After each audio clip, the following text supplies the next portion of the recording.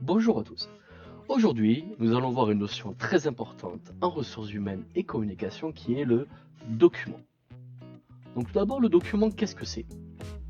C'est une association d'un support, qui peut être physique ou virtuel, et d'une information.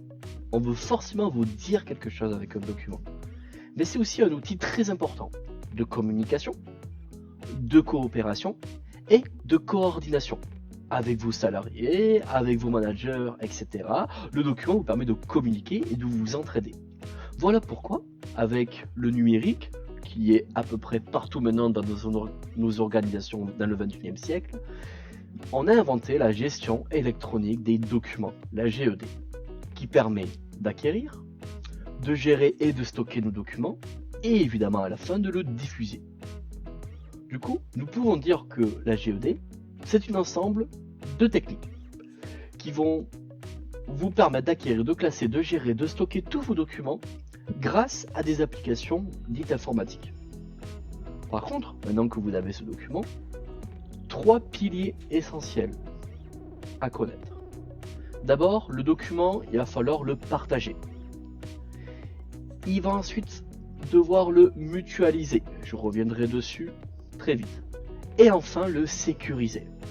Donc pour le partage, c'est assez simple, c'est grâce à votre réseau informatique dans l'enceinte même de votre entreprise ou du lycée, donc l'intranet, ou un réseau en dehors qui est l'internet. Et avec le partage des réseaux sociaux, des mails, etc., c'est assez facile de partager. Mutualiser, c'est aussi très simple, c'est la mise en commun, les fameux Google Drive, le NT. Dans le NT, nous avons l'EHPAD qui vous permet de travailler ensemble sur un document et de mutualiser tous vos documents.